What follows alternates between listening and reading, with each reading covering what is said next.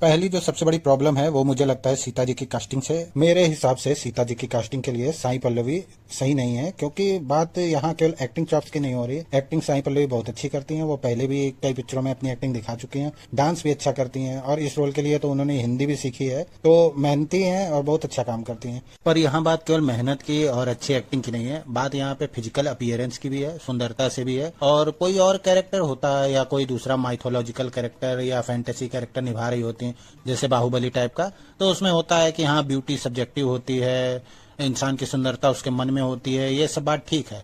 पर बात यह है कि फिजिकली अगर आदमी उतना सुंदर नहीं लगेगा, तो जैसे रावण है वो सीता जी का हरण करेगा, तो रावण सीता जी का मन देख के थोड़े उसका हरण करने गया था कि नहीं सीता जी मन की बहुत सुंदर है, नहीं, वो फिजिकली बहुत ज्यादा सुंदर थी। इसलिए तो वो चेहरा और वो चीजें दिखनी चाहिए। तो क्या साई पल्लवी दिखने में खराब एक्ट्रेस है? नहीं, पर दिखने में वो एवरेज है। तो क्या वो सीता जी के स्टैंडर्ड को पूरा करती हैं कि दिखने में भी सुंदर हैं, गुणवान हैं? जवाब है नहीं। तो इन लोगों को क्या करना चाहिए था, ऑडिशन तो वैसे भी ले रहे थे, किसी नई एक्ट्रेस को ले लेते, कोई पुरानी एक्ट्रेस को ले लेते। और ऐसा भी नहीं है कि साई पल्लवी का बहुत बड़ा फैंडम है तो इनको ले लिया तो बहुत ज्यादा आ जाएगी, कोई भी नई लड़की ले लेते तो भी काम चल जाता। पर उन्होंने इनको क्यों चुना ये पता नहीं। और ये सीता जी कोई साइड कैरेक्टर नहीं है कि किसी मूवी का साइड कैरेक्टर, वो मेन कैरेक्टर है।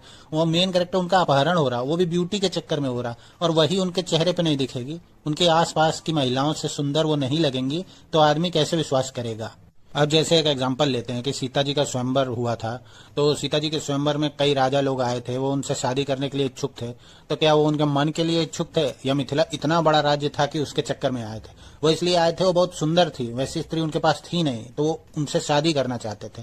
तो ये सब चीजें बहुत ज्यादा इफेक्ट करती है मूवी का, तो मुझे ये सबसे बड़ा ब्लेंडर लगता है। और ये कास्टिंग अब रिवर्सेबल तो है नहीं, तो देखते हैं कैसा जाता है, पर मेरा मानना है कि ये इस मूवी की सबसे बड़ी गलती है।